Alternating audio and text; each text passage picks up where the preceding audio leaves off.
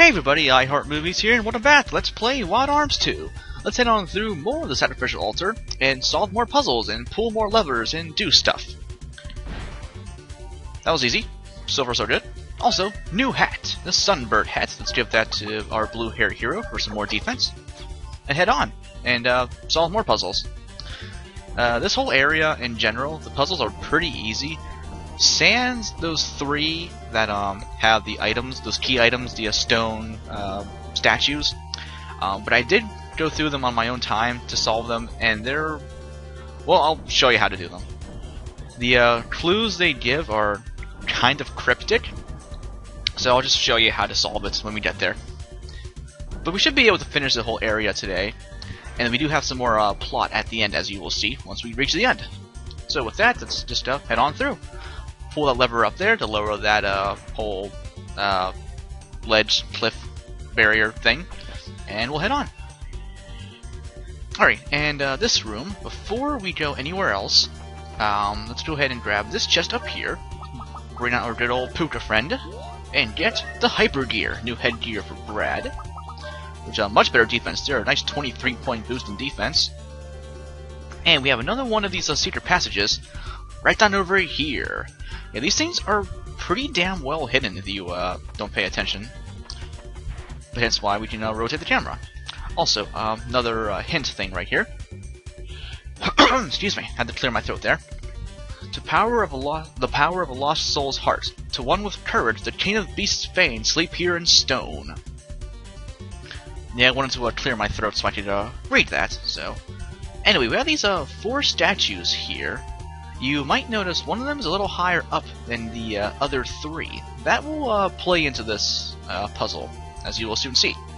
The path is higher than the evil eye. It severs everything. A lower chin-biting steel starts a fire. The leaping flame opposes the flow of time, splitting open the eye's pupil. Interesting.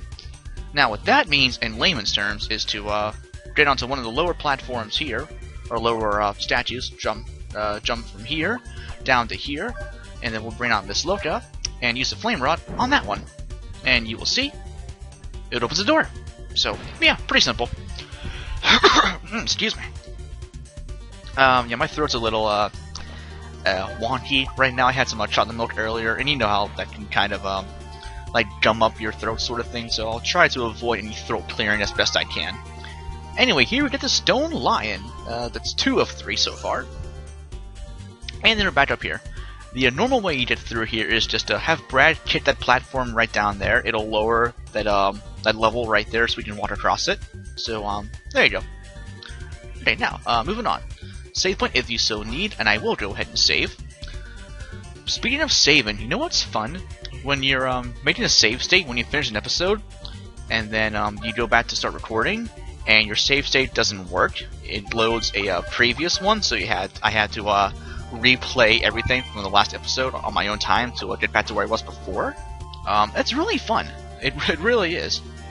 But I already took care of everything I had to do off camera. I finished up the meteorite crater, got the high spells for Lilka, and just got back to where I was before. So nothing changed from so don't worry about it. So anyway, this area here, if you want to call it a puzzle, there's switches to step on there. Pretty simple, just step on them in order and make your way through. Yeah, I kind of like parts like this actually, where there's some cool puzzles to solve, there's cool equipment to get. Speaking of which, here we get the mirror feather, new headgear for Tim. Nice 7-point of defense right there, a 7-point boost in defense. But yeah, really simple puzzles. Some of them are actually kind of tricky and fun to solve. They really make you think. Yeah, cool equipment to get. And there's also lots of plot to go over. We'll be getting that towards the end, by the way. Oh yeah, once you get the mirror feather, you want to step on this platform here, or this switch here again, to move those barriers, and then we'll head on through. But yeah, I've said it before. Yeah, puzzles for me. I mean, I'm not crazy on them, but they can be fun when they're done well, or if you're if you're smart. Which I can be at times. Anyway, that's I keep saying platform for those. That switch right there, it won't work if you stand on it normally. What you have to do is, well, what I did there, is stand up high and then drop down on it, and then it'll work for you. So, pretty simple there. Okay, moving on. This room here, pretty tame, you would think. But, as it turns out, we have, this leads to our third and final statue area. Get that stone here, check it once more, and opens a secret passage. And what we have here is our third thing here. The power of a lost soul's heart, to one with a miracle of love, the goddess's song sleeps in stone. Okay, let's see what we got. Okay, ooh, wow. Bunch of crazy colored symbols here, and more statues, and another tablet over here. The fierce will of the blaze turns to stone. These form a dam, but don't block the flow of time. Best to submerge the fierce will, sink the stone and lure the flow, aim for the flow's end of time. In all matters, don't be misled and don't oppose. To be in the present is the power to live. So essentially what that means is, don't worry about the tiles there at all. Just push the 3 statues into the water here. I don't think it matters which one you do. I just do that one there to the top right, this one here to the top left, and that bottom one there in the bottom left pool of water. Yeah, like I said, I don't know if it matters which one you do, but just push them all in the water. And not run into them. Brad, there you go. And then we'll just do that.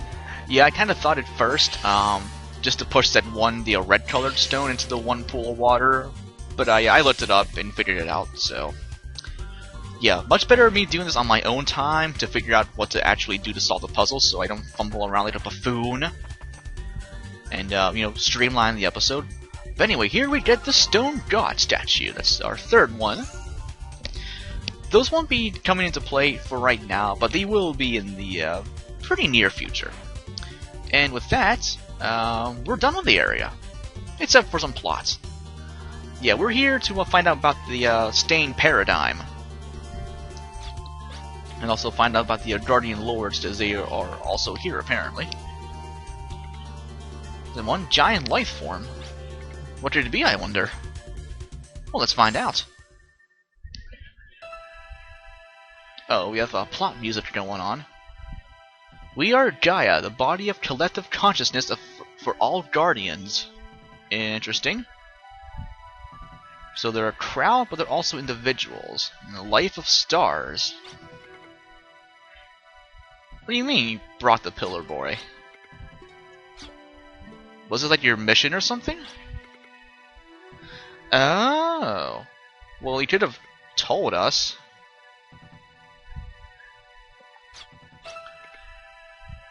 Well, I mean, he did know nothing dishonest, so...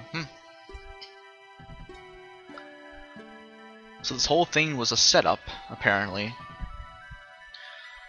Yeah, we know about that, the Stain Paradigm. So can you tell us more about it?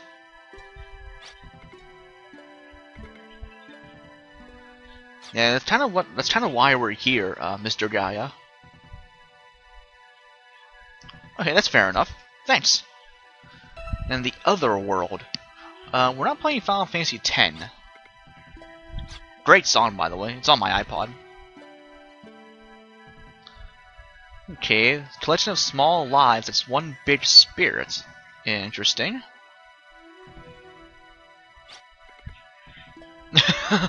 Candace is like, you know what? I don't believe you. What's the phrase from Mythbusters?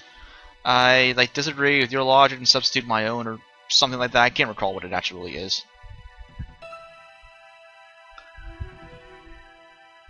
So those were the monsters on Filgaia, apparently.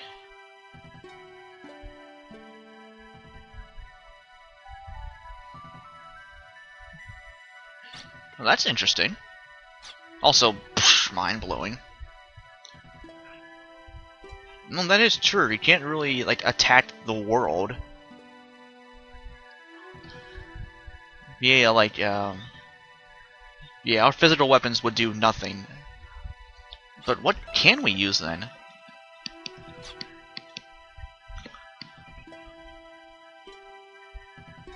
Oh, okay, well, hey, we can do that, can't we? Oh, excuse me.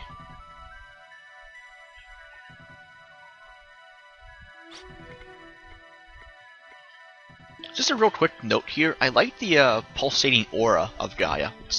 It gives a cool vibe.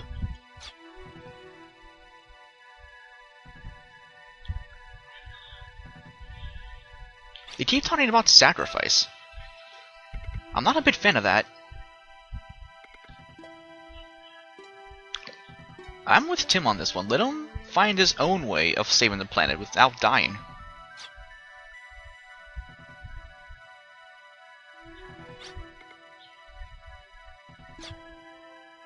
Because... oh, okay, that kind of works. It's kind of crazy that Puka has his own will. Now that you think about it. Sort of. I don't know. Oh yeah, no pressure. Not like the world's being eaten alive or anything, because that's just ridiculous.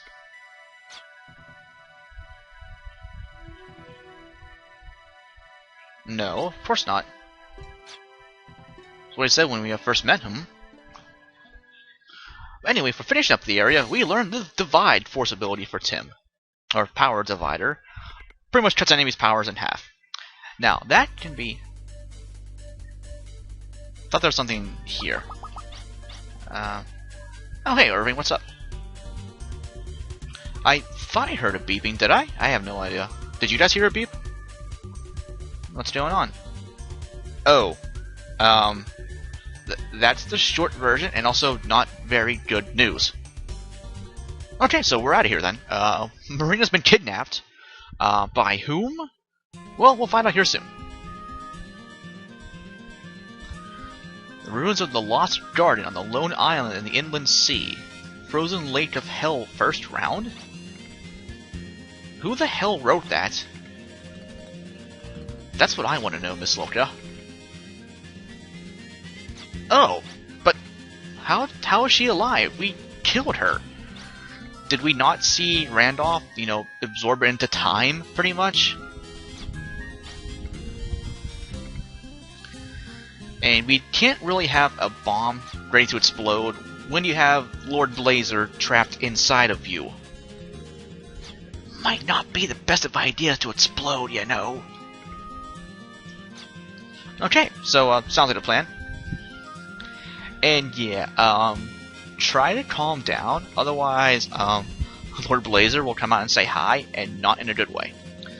So anyway, I was going to say earlier, with Tim, with his Divide ability, I'll just, he divides the target's power in half.